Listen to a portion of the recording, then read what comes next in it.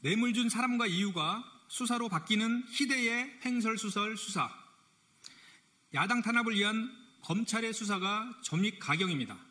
핵심 범죄 사실이 검찰 입맛대로 바뀌는 괴이한 수사가 자행되고 있는 것입니다.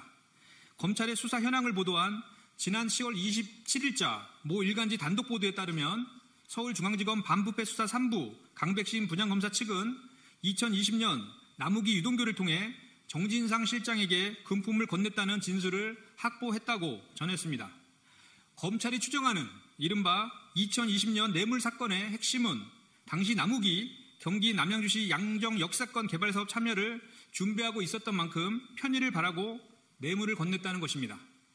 이에 정 실장은 남양주 양정 역사권 개발 사업은 경기도가 조례로 불이익을 주고 특별감사를 실시해 수사 의뢰까지 한 사안이라며 검찰의 2020년 뇌물사건 주장을 정면으로 탄핵하기도 했습니다. 그런데 정 실장 압수수색 영장에 적시한 2020년 뇌물사건의 뇌물 준 사람과 이유는 전혀 달랐습니다.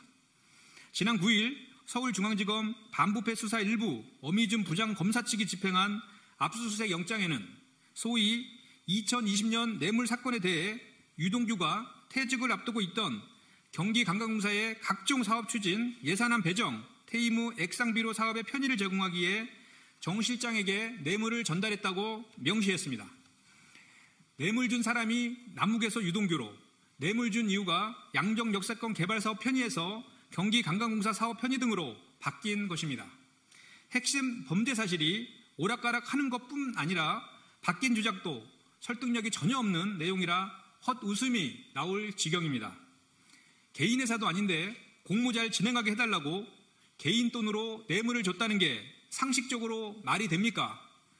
검찰은 자신들을 향해 바보인지 조직범죄 집단인지 헷갈린다는 시중의 비판을 무겁게 받아들여야 합니다. 송경호 서울지검장 희하에 고형곤 제4차장검사, 어미준 반부패 수사 1부장, 강백신 반부패 수사 3부장, 정일건 부부장 검사, 호승진 부부장 검사 등 검찰 측이 결론을 내놓고 진술을 끼워 맞추는 전형적인 조작 수사를 조작 수사를 하고 있는 것이 아니길 바랍니다. 수사가 아니라 인간 사냥을 하고 있다면 그 후과를 반드시 치르게 될 것임을 명심하십시오. 이상입니다.